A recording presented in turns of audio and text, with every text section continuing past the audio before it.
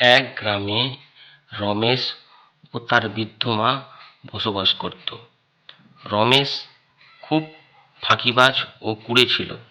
তার ফাঁকিবাজি ও কুড়েমি নিয়ে ওর মা খুব চিন্তিত ছিল।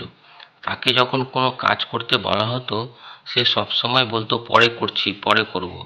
আর পরে আবার সে ঘুমিয়ে পড়তো বিছানায়। মায়ের একটি কথাও সে শুনতো না, শুধু পড়ে পড়ে ঘুমোতো। একদম ফাঁকিবাজ ছেলে ছিল। একদিন রমেশ আম গাছ তলায় বসেছিল, আর তখনই তার সামনে একটা আম পড়ল। কিন্তু অলসতার কারণে সে আমটা নিতে গেল না। আর তখনই পাশ থেকে মাস্টারমশাই যাচ্ছিলেন।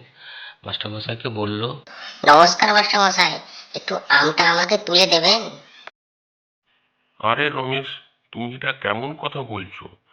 আমটি তো তোমার মুখের সামনে পড়ে আছে, তুমি নিজের হাতেই তুলে নাও তোমার আমটি। আজব কথা তো তোমার। আরে মাস্টার মশাই, আমাকে উঠতে হবে, হাত বাড়াবো, আম তুলবো, ও আমি অত পারবো না। তারপর মাস্টারমশাই সেখান থেকে রেগে চলে গেলেন।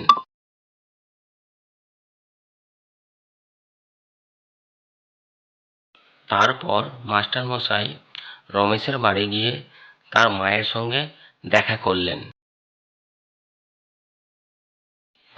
শুনেন রমেশের মা, কাল রমেশকে আমার বাড়ি পাঠিয়ে দিও। আমি ঠিক ওকে একটা শিক্ষা দেওয়ার ব্যবস্থা করছি। হ্যাঁ মাস্টার মশাই, আমি রমেশকে নিয়ে খুবই চিন্তিত। ভবিষ্যতে যে সে কি করবে, এত অকর্মণ্য ছেলে আমি জীবনে আর কখনো দেখিনি। শোন রমেশ বাবা, কাল মাস্টার মশাই ওনার বাড়িতে তোকে ডেকেছেন, কি একটা কাজ আছে নাকি? যাস তো কাল একবার।